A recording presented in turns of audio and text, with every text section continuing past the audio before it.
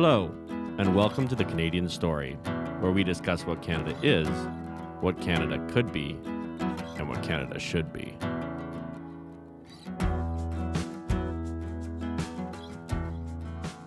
All right. If you hear my voice, it means you have come back to the Canadian Story for another episode. Today, we are joined by Tim Crowder. Tim, welcome to the show. Thank you, guys. Welcome, Tim. Thank you for having me. It's been a bit of a long time coming. We've been trying to get this done for a little while. Very excited to have you, Tim. We are going to talk about housing in Canada today. So, Tim, if you would, brief us on your background a little bit and maybe include in that why you might be able to speak from a position of authority on the current housing market in Canada. Okay, thanks, Jack. I'm not an economist, but I've been involved in financial services at an executive level for 25 years now. And I've been involved with pretty much every pillar of financial services. So we've run lending businesses, including mortgages, have run wealth businesses, have run insurance businesses for the big five banks in Canada, as well as with a international global bank, one of the largest in the world. So I've had to consider things like moves in economy and moves in housing prices for some length of time, both as an asset and as a lender. And understanding the nuances that drive a market were fundamental to me being able to run these businesses. So I'd say as a technical expert, I've had to have my finger on the pulse of this stuff for quite a long time. Okay, so as we go into this, but before we continue, Tim, tell us a little bit about yourself. What makes you tick? Who are you? And what do you love about this country? Oh, geez, what do I love about this country? And it's okay to say you don't love the country very much right now because a lot of people feel that way.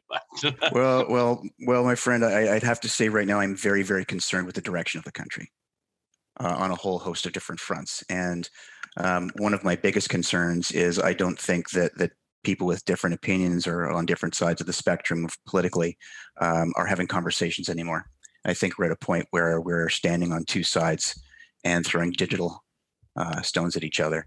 It'd be nice to get back to some discourse where we actually look at problems with our eyes wide open and talk about solutions that are workable. So I love my country. I love what Canada has historically stood for. I love the breadth of this country and the breadth of the people in this country. One of the things that I just loved about a decade ago, no, 2 decades ago, I'm driving through Toronto and I see two young boys who are clearly immigrants who see my car coming. And they're playing street hockey and they yell car and they pull the hockey nets off the road. And I said, wow, this is what we are. A bunch of people from different backgrounds with a shared culture. And we are one of the models in the world of a country that can bring a bunch of different people together and work well together. We're a success story and we should be proud of that. Yes. I grew up yelling car, so that story is near and dear to me. There you go, right? What's more Canadiana than kids playing street hockey and yelling car? Yeah, that's great. Absolutely. So as we get into this conversation, I would like to, as you know, throughout the conversation, keep in mind two groups of people in Canada. The two groups being people who currently own property and people who do not. So I guess my first question is, if you've looked at all at the housing market, it is hotter than I've ever seen it in my lifetime. Why is that? So that's a very complex question. And there's a host of different things that are feeding into the price of houses right now. Let me take us back a couple decades. Typically, what drives home prices is demand and affordability, and you have historically seen a really tight correlation between incomes and home prices, and that changed in the year 2000 in Canada. You started to see a disconnect between those two metrics. You could say that's tied to lower interest rates, making a little bit more demand in the market for homes. But I poke a hole in that, saying the same interest rates exist in the States, and they're not seeing this disconnect between housing prices and incomes. They still continue to track pretty tightly, even after the 2008 housing crisis that they had down there. So something else is going on, and I'll say there. One element of it has to be the demand side. It drives the value. The other side it's going to be supply, but there's sub dynamics that are actually feeding both of those sides of the coin. On the demand side, one of the things that we have going differently in Canada is a much more aggressive immigration policy. And that's a good thing. We need immigration to keep our economy growing. We have birth rate of roughly 1.47 children per adult that's able to have children. So that's not replacement levels. We would be in decline in population if we didn't have immigration. And for the longest time, we've had call it between 250,000, 300,000 new Canadians coming each year. You take a look at the American market, and they add about 1 million new immigrants every year. So we're at about 40% immigration levels compared to the States, who has a population 10 times larger than us. So one of the disconnects may be that we're bringing in many more people to the country who need a place to live. And we haven't done a very good job at keeping up on the supply side. So it's one thing to say, yeah, we have a policy of robust immigration. Well, you better ensure that you've got a policy to have both jobs and homes for the people who you're adding to your nation. And I think that's where we've had a breakdown. And I'll get into that in a little bit more depth later. On the supply side, we're an overly bureaucratic country. Frankly, it's hard to open a business. It's hard to get things done here. To the credit of the current Ontario government, I'd say they've been trying to tackle bureaucracy and red tape in a big way, and in the real estate space in particular. But it's taken over 2 years on average to get any project in the housing space greenlit. And then you don't know that you're going to get that approval. So me as a business person, do I want to invest in property that I think I might be able to develop? Right. And put all that risk in that investment, right? To then have that explode in 2 years' time when I find out I actually can't develop what I was planning to develop in that space. So I think you've had disincentives to supply, and you've got this huge wave of population that needs this supply. And that's not even to get into speculation and a whole host of other things that would be also key to driving where values are right now. But where are we? Today, we are the second least affordable country on the planet for housing, just behind New Zealand. Now, interestingly, I'd like your thoughts on this, Tim. Like, that is very much true on an aggregate, but say in Alberta or Sask or the Maritimes, we're not seeing that. So there's a little bit of a disconnect on that too, right? In the sense that it's regional, right? Yeah. It's definitely going to be regional, and I'm talking about Canada as a whole to begin with, and I think I'll hit your point. Not to bring up COVID, but COVID, the virus, has also caused a spread, a contagion, if you will, in real estate value increases around the country as people moved from places like Vancouver and the GTA, and they brought their idea of what value should be in real estate, and unfortunately, they moved to smaller towns and inflated the prices of where they went. But stepping back from that, back in 2010. You saw three cities in Canada that were truly unaffordable, where the cost of real estate was about 40% of your income. Just to maintain your mortgage, you'd need to use up 40% of your income. 3 markets. Today, fast forward, 16 markets in Canada that are actually fundamentally, mathematically unaffordable. You have a place like Hamilton, a typical hardworking blue collar city that is less affordable than Los Angeles today. Wow, really? Yeah, Less yes. affordable than And- Los Angeles? Yes. Just to clarify, is that metric based off of cost of housing compared to average Relative to income? incomes. Yes, relative to income. Okay. Okay. So, and it's been you look at Vancouver. This has been a problem for Vancouver for decades, and it's one of the reasons why Vancouver is also one of the least happiest cities in the country. Just people are at they're straining, their budgets are strained just to live there. Unless, but a lot of people. So this is something that I'm interested in, because I know a lot of people who own property are pumped about this, right? They think it's the best thing ever, right? Because they're seeing massive increases in the value on their homes. If you've been in the market, if you're in the market and you were lucky enough to have purchased around the year 2000, and even in the run up in the last, let's say up to around 2010, you're lucky enough, then you can chase those values. And man, I've made so much money on my house. Now here's the trick: try to realize that gain. Right, because you got to buy another house. You got to buy a house. You got to buy a house. So where are you going to go? We've seen an exodus of places, from places like the GTA in Vancouver to places like Nova Scotia.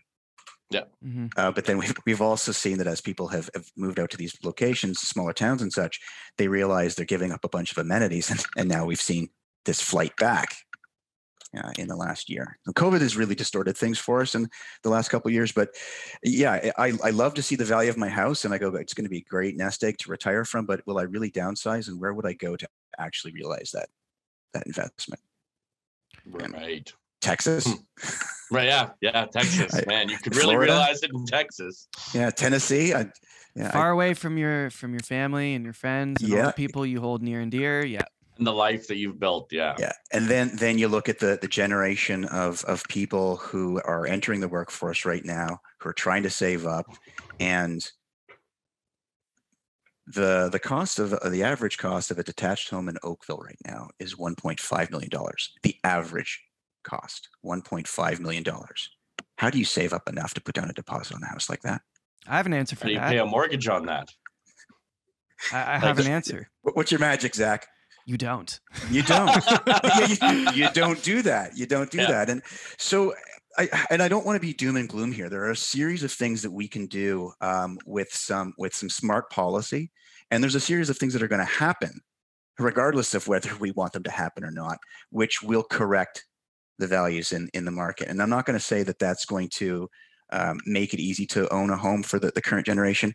I will say that you'll see a pullback and there will be a correction, and you'll see that delta shrink to some degree. And there's some things that we can do to give people options that they don't necessarily have today. So I don't want to say this is doom and gloom. Like there are things we can do. What can we do? What are the options?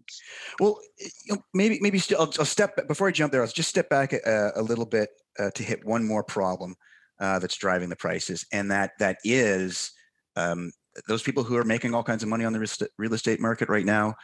They are getting into a speculative mindset, and hey, these housing prices, they can never go down, right?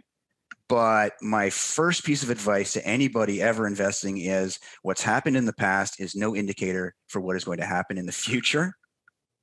And if you think it is, you're going to wake up in a very bad way at some point.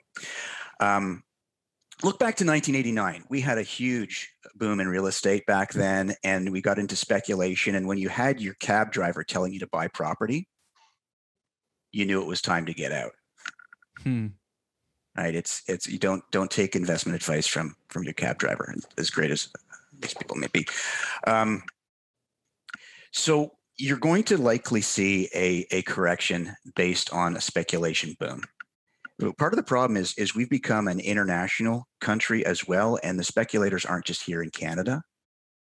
You've got money coming from all over the world. You've got money coming from Saudi Arabia. You've got money in a big way coming from China.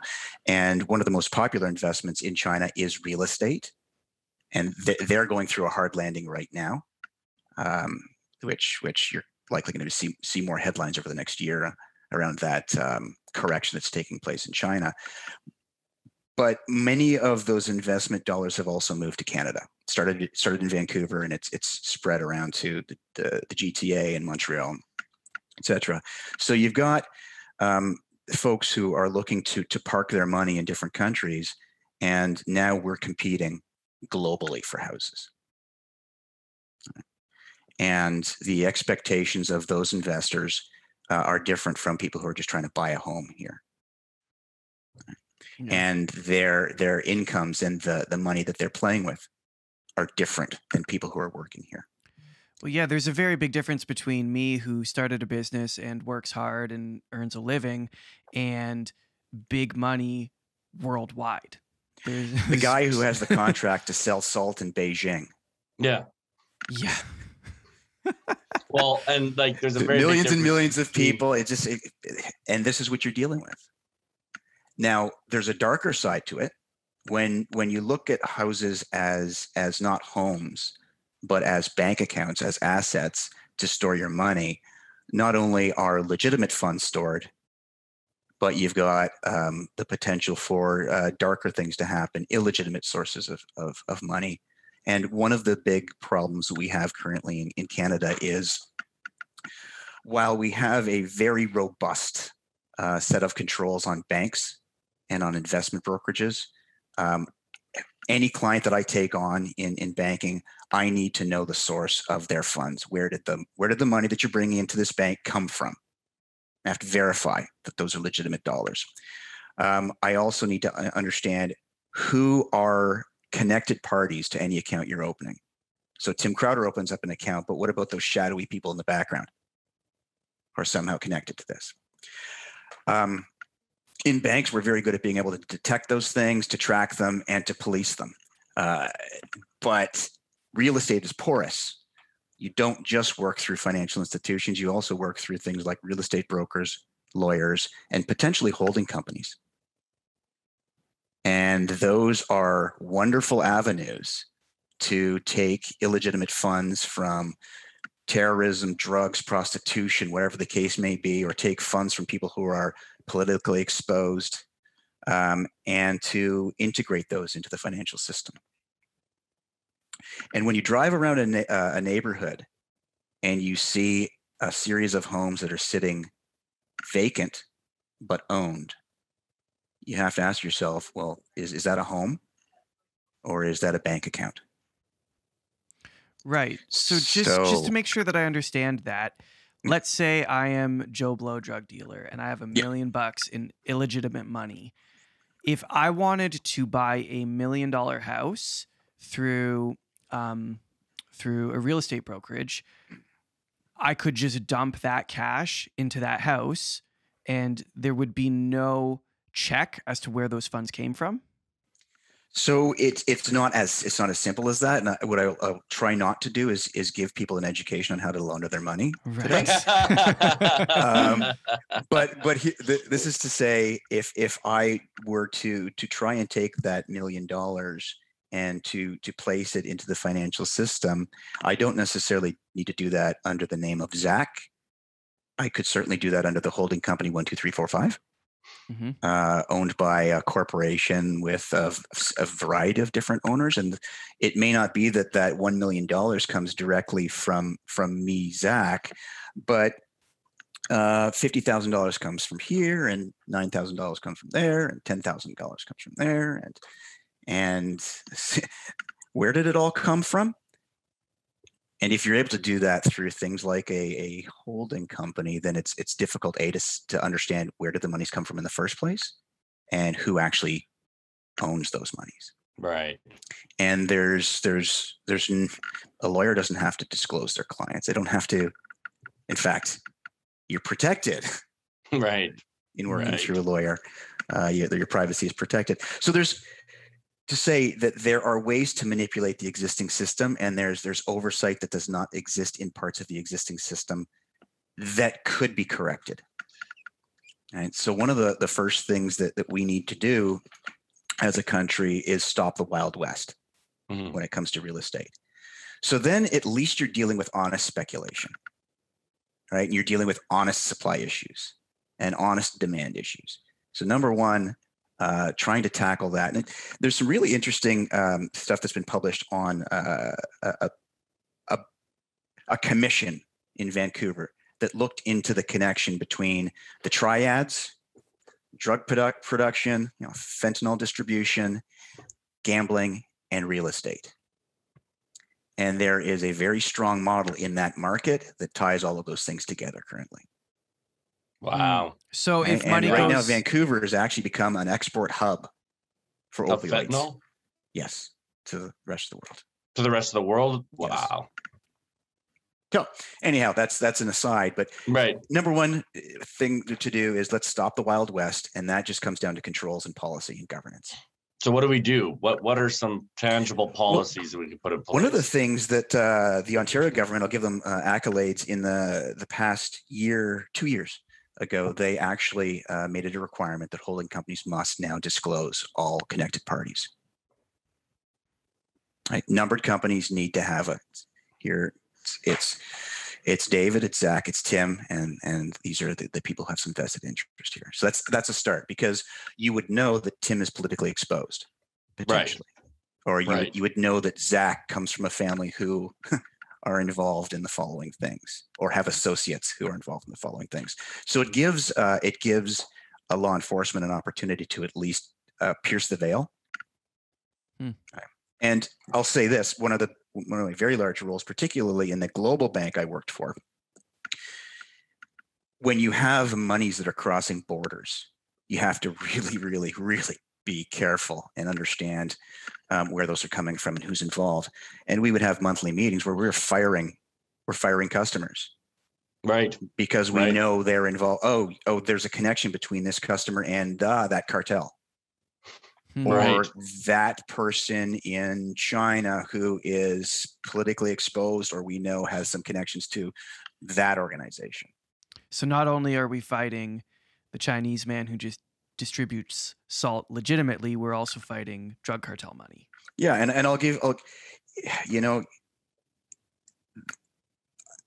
we want to be an open market.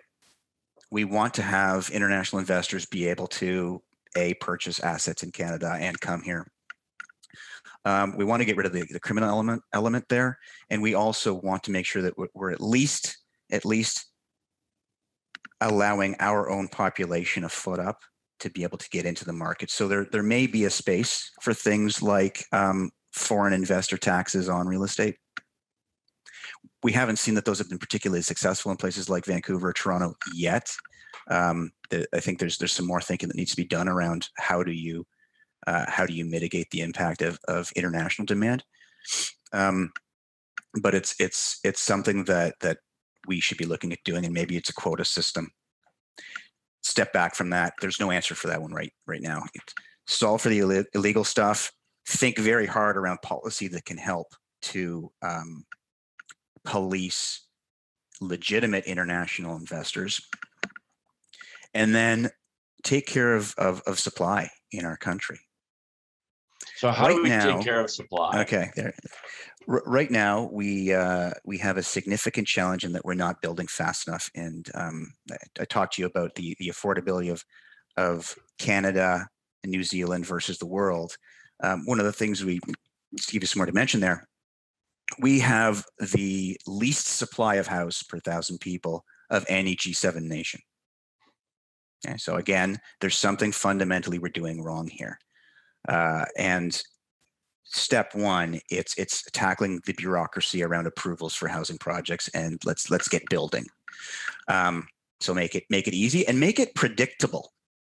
Right? Take away the risk elements of these projects. If it's predictable, I have more incentive to do it. And I actually can pass down that lower risk and lower pricing of housing. Right. You take that one element out that's distorting the market. We right now would have to, talking about affordability of markets, different regions, David, you hit on this, different regions around the country have different levels of volume of housing. Nowhere in Canada is great. We're lower than the G7. You take a look at Ontario, and it's the bottom of the bottom. Mm-hmm. Right. And I'll go back to just dimensionalizing the immigration piece. We had fairly consistent immigration of, call it 270,000 new Canadians every year. And that was a number we just kept hitting it and hitting it and hitting it and hitting it. And then in the last 2 years, we've bumped that up to over 400,000. Wow. So immigration increased 25% increase. over COVID. Over COVID. Huh. That's interesting. Yeah. And okay, fine. The argument was, we're going to need more population on the heels of COVID to ensure that the economy is strong enough, demand is strong enough to recover. And I would question placing that bet in this environment right now. I would question that policy decision. But I would certainly question doing something that is a revolutionary move, meaning a very drastic move at any time, causes unforeseen consequences. And a 25% increase in immigration in 1 year, your market's not ready for that. You creep it up by 5 and 10% a year. If you want to get to a target, get there, but do it in a way that the market can adapt to. Like understand the consequences of what you're trying to do maybe here. maybe understand before you take that policy decision. But you can't understand unless you're moving at that incremental pace, because now with 25%, we don't even know what caused it necessarily, right? Because it's so instantaneous. So and revolutions hurt people, and we're seeing some hurt, particularly in the real estate market. Take a look at the growth in real estate over the past 2 years, 15% every year. We've not. The chart is I mean, I'm laughing as a homeowner right now. Right. Yeah. But the chart is ridiculous. And that 270,000 increase in population for the country every year that we were expecting all landed 270,000 in Ontario in the GTA in 1 year. Okay. Yeah.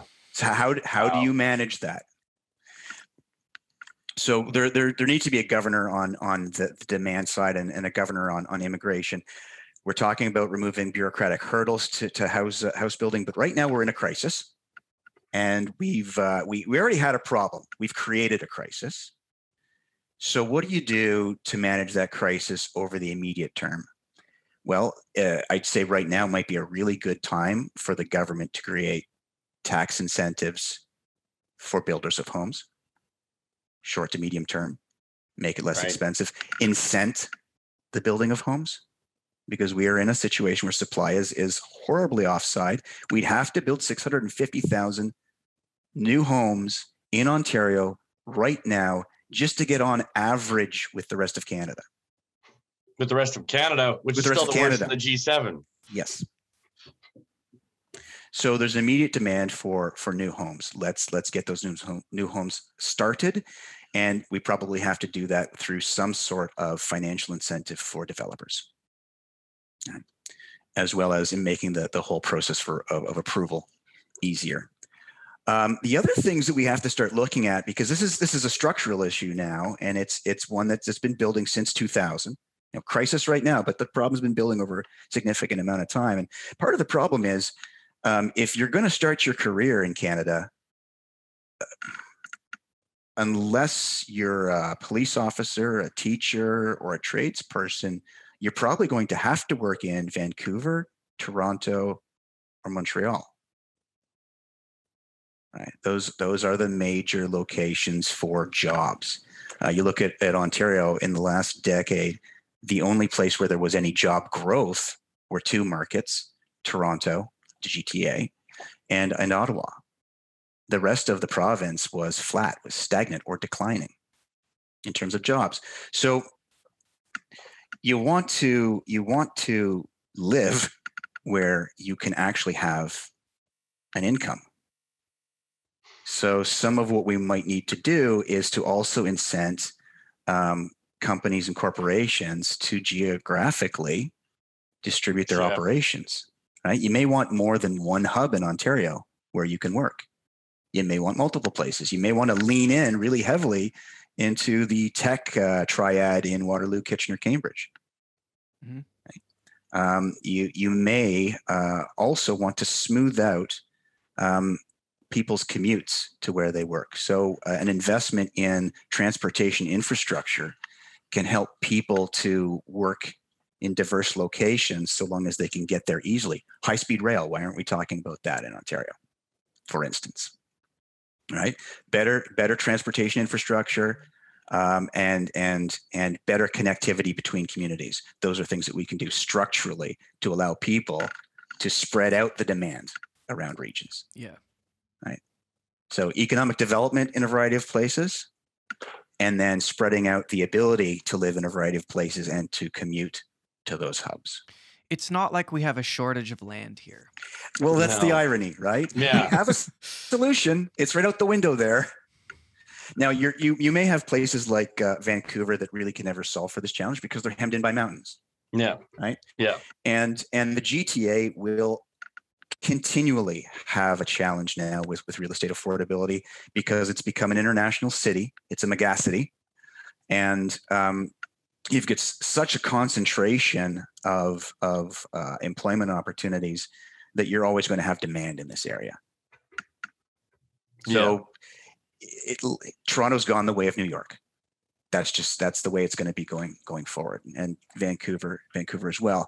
But that's not to say that you cannot diversify around the horseshoe and around Southern Ontario. And if you have development along that Windsor to Montreal corridor, there's lots of opportunity in that space. 100%. But it requires planning, and it requires investment, and it requires a union between the federal governments, the provincial governments, and municipal governments all working towards the same goal. So why do you think that, so I liked what you said, because I think that's important, this is not just happened. This is a crisis that's been developing because of bad policy up to this point. Why do you think the bad policies are not being recognized and changed? Do you think it's because there's an entire demographic of people who feel like they're massively benefiting from this? I think there's hesitancy around tackling the international demand because people are benefiting from this. Mm-hmm. Don't tell me who I can sell my house to. Right. Right. I think that's there's an element there. But I think that because of that, there's a lack of courage to tackle some of those challenges. But by tackling those challenges, that doesn't mean you're going to lose the value of your home. It means you're not going to see the ridiculous rates of increase in the value of real estate. The other thing I was talking about was things like smoothing out the demand around communities and regions. And things like transportation infrastructure just aren't sexy. They don't get votes. Right. And it's very easy to kick that issue down the road. It costs a lot of money to build another highway. And you're going to have people pushing back saying, well, if you build more highways, there's going to be more cars. Okay, you hire more doctors, there's going to be more sick people. Right. No, right. You build more highways so you get rid of gridlock. And we haven't been building highways anywhere at the pace of our population growth. So what do you have? You have GTA, which has the worst gridlock in North America. Yeah, my wife is from LA. You want to talk about the environment? Yeah. Let's get cars moving. Yeah. My wife is from LA, and she likes to talk about how bad the traffic is in LA, and she is correct. The traffic is bad. But what a lot of people from Canada don't realize, and this is something that you're saying, Tim, the population density of Toronto is far higher than the population density of LA, making the gridlock around Toronto far worse. So think about that. Yeah. And you've got one hub in all of GTA, the Union Station. Yeah. To get anywhere in Toronto, you have to get to Union Station first. And you've got, 3 arterial highways, one of which is privatized, and the normal person can't drive on it. Mm-hmm. And that, so that 407 money's going to China. It's not even a Canadian investor either. don't get me started. Yeah, but sorry. It's to say, like, infrastructure it's not glamorous. but it's fundamental, and we need to be paying attention to it. Finally, at least with Metrolinx, you've got some movement in the GTA. So part of me doesn't believe the government's going to do anything about this. So how would, like, because at the end of the day, like you said, these are hard things that need to be done, right? Hard, unsexy things. And those are very often the least likely things to get done by a democratically elected government. So how do you see this going? Let's just say, let's spitball here. If nothing's done, what ends up happening?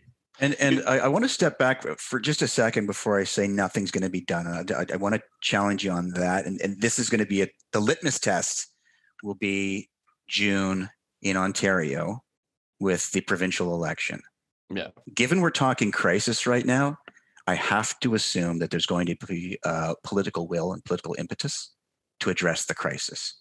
And Right. I'm interested to see what the various parties come forward with as opportunities.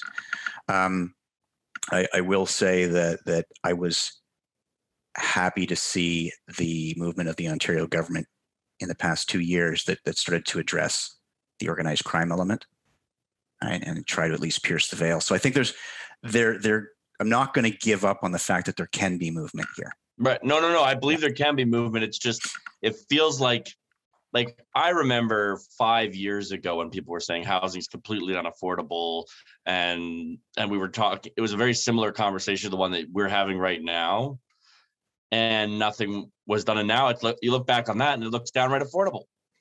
Yeah. Well, I recall my personal experience getting lucky enough to buy into the beaches in Toronto and seeing the appreciation of the value of that home, and looking for a home in Oakville, and every year that I didn't buy, seeing those values getting bigger and bigger and bigger. Was lucky enough to get into this market. And funny enough, when I moved to Oakville, it was a town of 100,000 people, and then 10 years later, it's a town of 200,000 people. And average home price of $1.5 million. Yeah. So we have Gen Z voters who are coming online now. Mm-hmm. We have millennial voters. My recommendation to both of those groups is to make your voices heard, and to hold your leaders accountable to address this challenge. I think it is one of the most important issues facing Canadians today. Period. Yeah. And everything starts at the home, and if you can't have a home, like, I don't want my kids living in my basement forever. No, I'll accept it for the next few years, but yeah. But I mean, that also, you don't want your kids to have to move like halfway across the country to be able to afford a home. Exactly. Right. Exactly. I mean, from what I've been told by many people, like, the only way that most people in my generation, regular people, not like maybe people who've, that 5 or 10% who make lots of money, but regular average people, the only way they can afford a home is if, the bank of mom and dad or grandma and grandma die and they sell their home and the inheritance comes down. And I think a lot of younger people right now are faced with exactly that calculus. And I'll do a little tangent here. One of the things that makes me very, very, very afraid is there's certain federal powers that be that are looking at homes right now saying, I would love to get a piece of that appreciation. I would love to get a piece of that and help fund the spending that's been taking place over the last 5 years. Do you mean in inheritance tax? No, it would be home equity tax. There's two things that are being researched right now. And one is on the sale of a home, your primary residence, taking a tax on that. So any appreciation. And then the second piece is just by virtue of your home appreciating, you being taxed on an annual basis. So you're not your home has gone up in value, right? Your home has gone up in value. Your property taxes are going up because your home's going up in value. You're not necessarily getting any new services or benefits from that. And now there's another body, the federal government, who is eyeing you that home and that appreciation and wants to tax you on that appreciation, even though you can't realize it until you sell the thing. While the whole while that federal dangerous. government doesn't have a stake in that home At all. They Yes. just want to cut anyway. Oh, they want to cut on everything they can ever get. But yeah. And one of the arguments, and I think this is very, very wrongheaded, and it doesn't work this way. But one of the arguments is, well, that's we're taxing wealth. Right. We're taxing wealth, and that should depress house values. No, that's not how that works. That's not how that works. No. We need to address supply. We need to address demand. And another side of the coin on affordability that we haven't really talked about is disposable income. Another way out of this is to have a really strong economy, right? To have good, well-paying jobs broadly across the country, to actually start building things in Ontario again, have manufacturing base. That might be good. Now that we're coming out of COVID, nearshoring and bringing production back, actually getting our resources out of the ground in places like Alberta and Saskatchewan. Yeah. Actually dealing with things like climate change by getting places like India and China off of coal and purchasing our natural gas, having their emissions immediately. You want to make a difference globally on the greenhouse gases? Get them to stop burning coal, get them to burn natural gas, And cuts sell the them emissions in natural half. gas. Cuts the emissions in half. We could never accomplish this domestically, even if we shut down our whole country. Simple change. Yeah. Yep. Absolutely. And so you want to make houses more affordable? Put more money in people's pockets. Right? Strong incomes, then they can acquire homes. In addition to doing all the things we were talking about. Right. So I want to ask you, let's look at the next 5 years. What do you anticipate happening over those years? What is your speculation or prediction? Okay, so this is not investment advice. Disclaimer noted. Yeah. And yes. everyone listening to the broadcast, you should have an investment advisor, have conversations about your specific situation with them. Okay, what do I see and what the market is seeing right now? 2022 is going to be interesting. Okay, first off, we're already seeing inflation levels that we haven't seen for 30 years. Right? In seeing that the central bank, the Bank of Canada, is going to need to move on interest rates. We have an announcement coming out next week. The central bank is likely going to announce its first rate increase. I would expect that we're going to see several rate increases this year. Step, step, step, step, step. And Zach, here's where I am very, very concerned. When the banks did their stress testing on whether or not people could actually afford their current mortgages, they started doing this in a very, very, very conservative fashion starting in 2017. It actually became harder to own a home because you had to have that much more buffer in your personal income statement, household budget, to carry the mortgage they were going to give you. That was expecting an increase in interest rates, but that did not factor in things like unprecedented logistic challenges on the heels of COVID, causing drastic inflation and supply challenges worldwide. That also did not assume punitive carbon taxes, which make everything more expensive, everything you do and everything you consume more expensive. With those two pieces, as well as interest rates impacting what your mortgage payments are going to be, I see household budgets being severely strained over the coming year. And I'm concerned that we're going to see a fairly hard landing. You had a more benign environment back in 1989 where real estate was was challenged based on a real estate bubble from speculation. Well, we've got speculation now, in addition to these other forces. And I could see back in 1989, people walked up to the bank and they gave them their keys, said, "Here you go, it's yours." We could see a repeat of that. The one thing that'll do, it's going to reduce the price of real estate, not in a way we want to see, and it won't impact international demand for Canadian real estate. But I would say that we could see within the next year to 2 years a hard landing, and I would be very, very cautious entering the market right now. What about for people who are in the market? So if you already own, if you already own and you're comfortable carrying your mortgage, and you have dependable income, it will still be a very interesting year to 2 years ahead. I think the cost of everything's going to go up, so there's going to be strain broadly.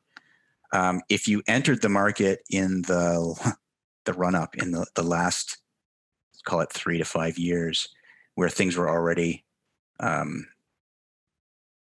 difficult to carry, you may find that you can no longer carry that mortgage. So I'm interested in this because of your experience with banking and lending and all of this stuff. You're looking at how money works. This is a side topic, but I think it's important because we are going through a massive inflationary period right now, and I personally believe it's about to get a whole lot worse. I don't see inflation. I don't see inflation coming down for quite some time. But when you're looking at these homes, right, we're talking about supply and demand, and that's what dictates price.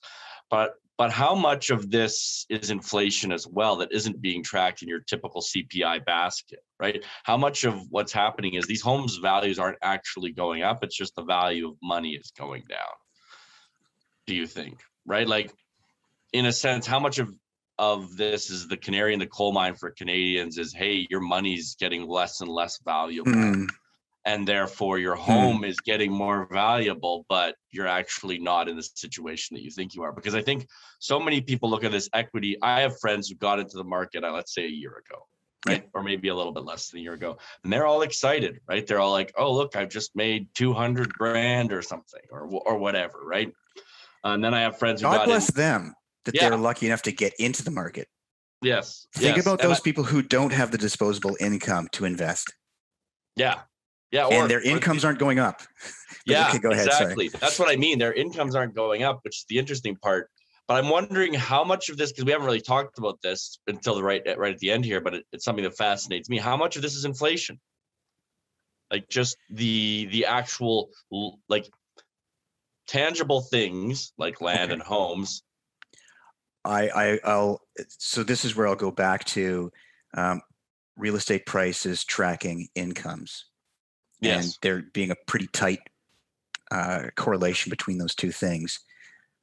And that's still, okay, so you've got the United States that is actually going through the same inflationary pressures that we are. Yes. And you're not seeing the absurd valuation of the real estate there. True. That's not to say that we're not going through or are about to go through a very interesting roller coaster related to inflation, because we've been producing money supply hand over fist for the last 3 years.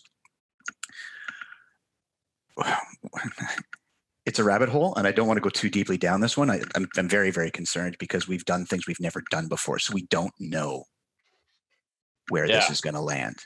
And any economist that says, yeah, no, it'll be fine. No, we're in uncharted territory. So you can't say it's going to be a disaster. You can't say it's going to be fine. We don't know. We don't know. And whenever you have uncertainty, you have risk. And whenever you have risk, you have cost. So I would recommend that everybody listening to this broadcast, you be very conservative over the next couple years. You be very, very conservative. Make sure that you have your financial house in order. You don't necessarily need to go on those trips right now. Even though probably, a lot of people are like, "Oh, this is the cheapest it's ever been," right? Let's travel right now. Yeah, it's interesting. it'd be a good time to squirrel away any nuts that you have. Right. And okay, if you have the ability to, again, your income will become less and less effective in an inflationary environment. And if you're on a fixed income or you have now savings that you're drawing down from, so I worry about my folks' situation, for instance. Then I think you have to be more concerned. But I think we are in the middle of interesting times, unfortunately. Yeah, not I think you're only right. not only does your income become less valuable, but if you are holding savings, those savings become less valuable in an inflationary cycle as well. So long as if those savings are sitting in something like savings accounts, if you were lucky enough to have been invested in a diverse portfolio in the market, and you're seeing your investments are appreciating significantly at the same time as inflation is kicking in. Again, those kind of go hand in hand, and to some degree, your investments can mitigate the impact of inflation because they kind of go on the same merry ride.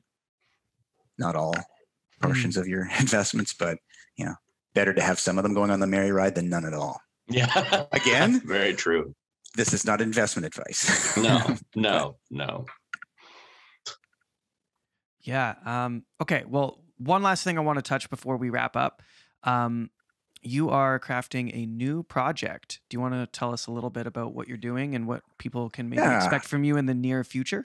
Yes, thanks, Zach. I currently, I told you my background has been running businesses for the longest time, and I've been lucky enough to get off of that merry-go-round and consult.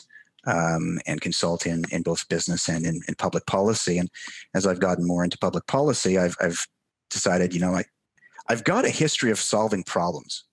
My job, to put it simply, over the past 25 years has been to take complex, meaty, scary, thorny problems and find real world solutions to fix them.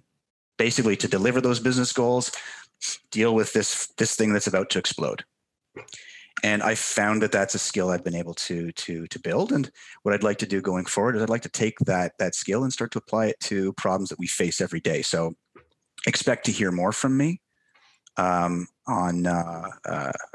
thorny issues that this country is facing.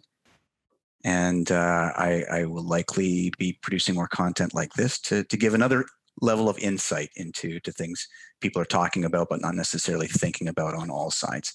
So you may hear Crowder uncaged from the norms of politics and the norms of public discourse, and you may hear me weigh in on some things that the country has to be paying attention to. Awesome. Well, I'm lucky enough to have had a sneak peek at some of this stuff, and I'm really looking forward to it hitting the market. Yeah. It's going to be fun. No, I think it's going to be very ride. good. Thank you. Tim, thank you so much for your insight. Thank you so much for joining us on the broadcast. Is there any last words you would like to leave with the listeners? I'd like to say don't lose hope in owning a home. There's a number of things that we can do. There's a number of, if you're flexible, there's a number of things that you can individually do to see your dreams come true. One of the things you want to consider is your career, and does it give you flexibility in where you can choose to live? And I think that's one thing that is the individual's opportunity to manage this challenge, and hopefully by providing some pressure on our various leaders, they can take care of some of those other aspects as well. Absolutely. Awesome. Well, I'm also very grateful, Tim, just for who you are and what you've done for this country, what you've done in Oakville, and how you've decided to take this leap into speaking publicly about solving problems. Because as you and I have talked about privately, I think the most important thing right now is that we need to be cultivating people who are building instead of tearing down. And I see you as one of those builders. So thank you for being one of those. Thank you. Thank you for having me on. And like if there's enough of us, if there's a critical mass of us, we can actually make a difference. And I challenge anybody who's listening right now, do your part. Thank you for listening to The Canadian Story. You can find us on Instagram and Twitter at The CAD Story. That's The CAD Story. If you enjoy this podcast, please share it with your friends and family. Let's work together to remind Canadians how great their country is.